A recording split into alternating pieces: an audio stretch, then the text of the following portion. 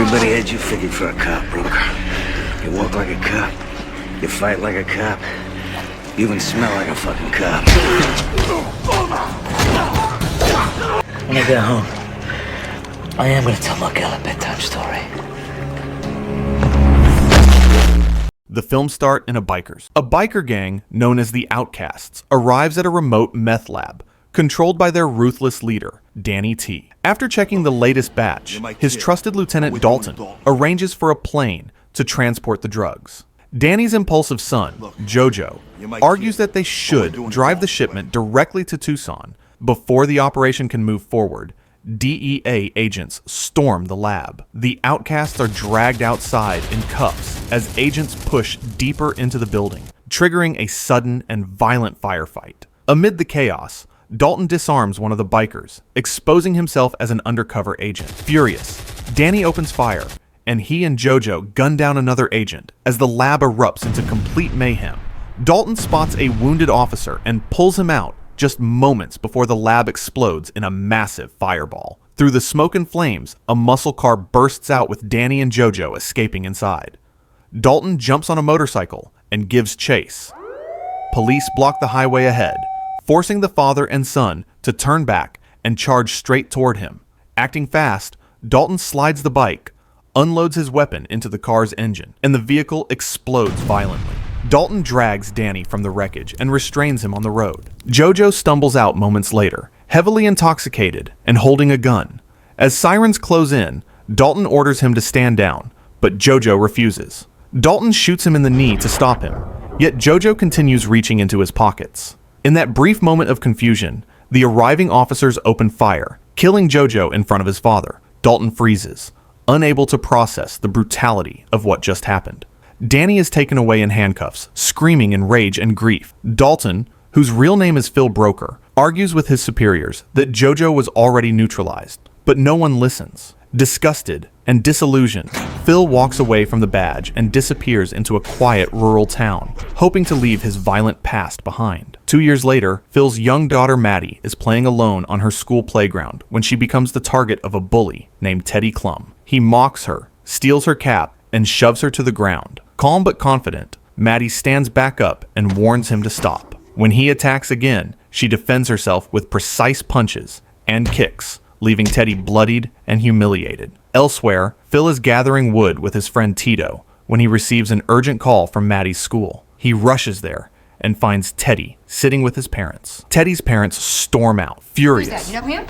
I don't Is that the father of that goddamn little girl? You the father? Before Phil can fully understand the situation, the school psychologist introduces herself. Their anger clearly shifting toward Phil and his daughter. Hey, what, huh? Hey, what, you want to say something? You want to say something to me? I would just let them leave the building. Clarifies that the sheriff got involved because Cassie Klum had previously threatened the principal during an incident with her son, Teddy, who is a special needs student. She leads Phil to the classroom where Maddy is waiting. Calmly, Maddy recounts that she followed the rules, asking Teddy twice to stop, before he shoved her and sparked the conflict. Phil admits that he taught his daughter to defend herself, believing it was necessary for her safety. Susan sends Maddy into the hallway, giving her and Phil a private moment. She asks why they moved to a remote town like Rayville. Phil jokes that Maddy wanted a horse, but then opens up about the real reason. Maddy's mother passed away, and they needed a quiet place to Rebuilding. Her file says that your wife died fairly recently. Last year? Yeah. It's been hard on her. My mom was sick for a while. Anything else? After the meeting, Phil and Maddy head to their car, but Cassie spots them. Her anger immediately simmers to rage, and she urges her husband Jimmy to confront Phil. The sheriff tries to intervene, ordering Jimmy to back down, but he charges anyway. Take it easy. Like the officer said, okay? Jimmy, back in the truck, please. Some sneaky little bitch cheap shots my son. Somebody owes us a goddamn apology. Please, don't call it that. Can you get in the truck, please, honey? Turn your back on me. Demanding an apology for his son, Phil reacts instantly when Jimmy throws a reckless attack, stopping him with a precise, controlled strike. The sheriff helps Jimmy up, noting that Phil's response was more forceful than necessary, and briefly tries to question Phil about his job. Phil deflects, insisting the situation escalated, but will not happen again. Cassie watches Phil walk away, her cold, lingering stare making it clear that this feud is far from over. Back in their truck, she berates Jimmy for letting himself be humiliated. I lost my balance. Fucking lost your balance. He spun you and dropped you on your ass. Mom, don't curse. Dad tripped just like me. And threatens to involve her brother, Gator. Jimmy is left speechless and fearful. True to her word, Gator soon arrives at a remote shed where a group of teenagers are using drugs. He sends the underage girl home, violently punishes one of the boys, and warns the rest to stay out of his territory. If they don't, next time the consequences will be far worse. Stand up and run in any direction you please. Just not this one. That clear? Yeah. All right, now get the out of here! Go! Run! Run! Piece of kindergarten operation. Kids. Back at the broker home, Phil shares a quiet moment with Maddy, praising her for standing up to the school bully and setting her boundaries. Maddy asks if he was scared earlier, and he admits he was, though he's had enough practice to never let fear show. They briefly discuss Miss Hatch, whom Phil finds reliable, before he says goodnight to Maddy. Meanwhile, Gator returns to his compound to find Cassie waiting. She tells him how the brokers humiliated their family, and how Phil took down Jimmy, urging Gator to make them pay. After giving his sister some protein powder, Gator promises he'll handle the matter personally, his intent unmistakably dangerous. The next morning, Phil drives Maddy to school and stops to speak with Susan Hatch. He asks for her help planning Maddy's upcoming birthday party, and admits he would appreciate if she could spend time talking with Maddy, knowing his daughter misses having a woman to confide in. Maddy used to talk to her mum for hours. I think she'd like to talk to a woman more often. Susan warns that in this town, petty schoolyard drama can escalate quickly, and it would be wise to smooth things over with the locals. Taking her advice, Phil approaches Jimmy Klum and asks what it will take to settle things. Jimmy demands an apology to him, Cassie, and Teddy. Phil complies, and the tension eases for the moment. On his way back, Phil stops to refuel, only to be confronted by two of Gator's men. One demands control of the pump, the other shuts it off mid-fill. Phil remains calm but firm when one man grabs his hand. Whatever you're thinking, rethink it. Rethink it. He wants me to rethink it. Phil reacts instantly, striking with precise efficiency. The second attacker charges and is dropped just as cleanly. They keep coming, but Phil dismantles them with calculated, cold precision, leaving both sprawled across the pavement. Word of the beating quickly reaches Gator, who is cooking meth at his boathouse. Intrigued and alarmed, he decides it's time to dig into Phil Broker's past. Later, when Phil picks up Maddy from school, she notices his bruised knuckles. He lies, but she clearly senses the truth. Shortly afterward, the sheriff pulls Phil over, asking about the gas station fight. Phil calmly asks if anyone is pressing charges, and when he learns they are not, he shuts down the conversation. You with sec? Huh? You, ex-military, ex-law enforcement, ex-what? Well, if keeping his past firmly under control. refer to the answer as need to know information. And maybe some people don't need to know. Later, while Phil rides with Maddy, Gator quietly slips into the broker home. He slashes a tire, searches Maddy's bedroom, steals her teddy bear, and breaks into the basement, uncovering Phil's old DEA files, the very evidence he has been seeking. Down by the riverside, Maddy asks why they moved to such a remote place without even Wi-Fi. She talks about her mother, the way she carried herself, cared for them, and how much she misses her, and admits she sometimes worries about her father. Phil embraces her, reassuring Maddy that as long as they are together, he is already happy. Returning home, Phil senses something is off. The horse is restless, and Maddy reports that their cat, Luther, is missing. Searching the woods, Phil finds not the cat, but the torn head of Maddy's rabbit doll. Cold dread sets in as he realizes their home has been violated. Meanwhile, Gator calls his girlfriend, Sheryl, and instructs her to help deliver Phil's identity to the outcasts, granting access to their distribution network and expanding his operation far beyond small-time crimes. Sheryl hesitates, but ultimately agrees when promised wealth and a new life. This means no more small-time jobs.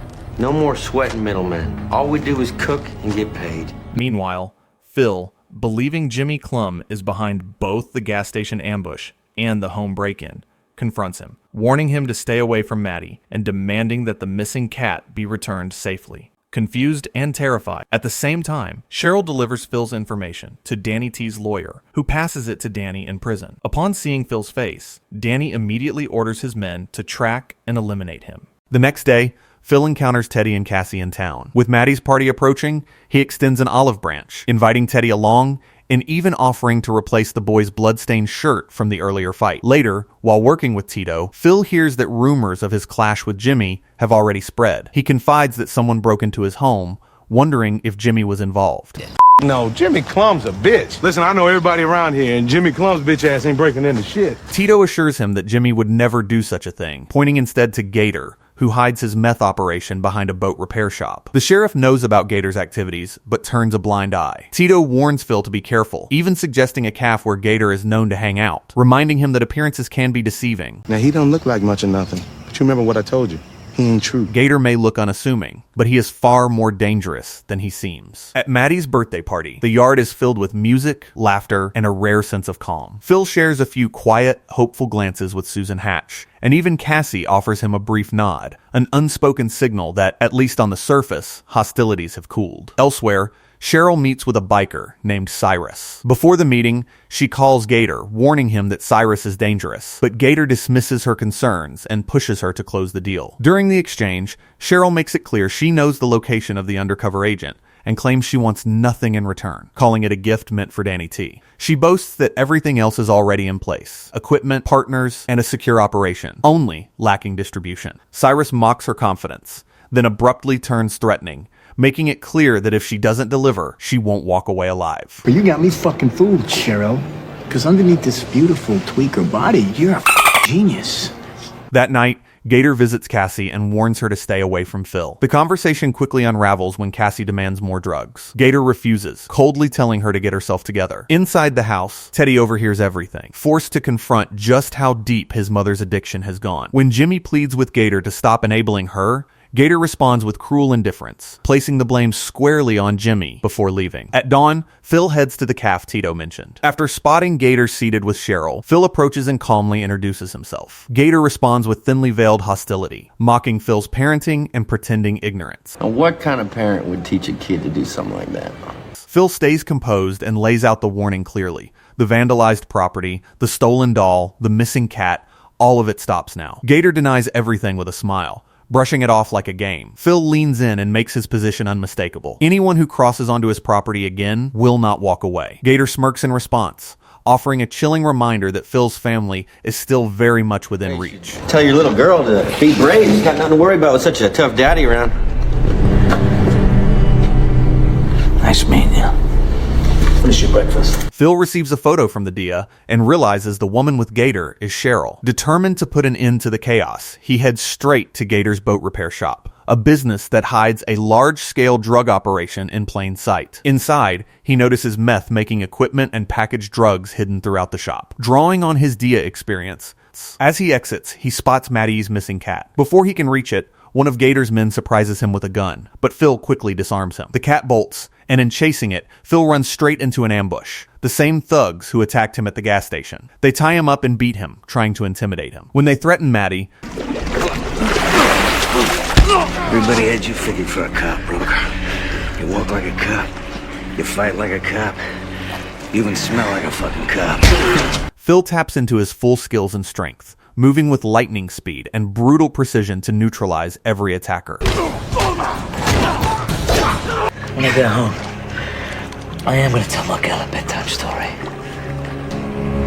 With the immediate threat gone, he rescues the cat and tends to his injuries. Across town, the Outcasts' biker gang is closing in on the town. Back home, Maddy throws a fit over another sudden relocation. Phil lies, telling her he's needed back in the city for a new case, but she isn't convinced. She asks about school, and Phil promises they'll send her report card the next day. Meanwhile, the Outcasts reach Gator's hideout with Sheryl, demanding Phil's location. Sheryl reveals it, and while Gator offers to draw a map, Cyrus refuses. They will take the boats directly to confront Phil. Gator announces he won't be joining them, needing a solid alibi once the attack begins. When Sheryl asks about the child, Cyrus makes it clear they cannot leave any witnesses, and Gator agrees reluctantly. Cyrus drags Sheryl along, promising to bring her back later, clearly irritating Gator. Teedo arrives to collect the horses while Phil prepares to leave town. Teedo allows him to watch them for a week, after which they will need to be relocated. Across town, Gator works to maintain his alibi, casually offering whiskey to the sheriff and bragging about a big sale to keep suspicion off him. At the river,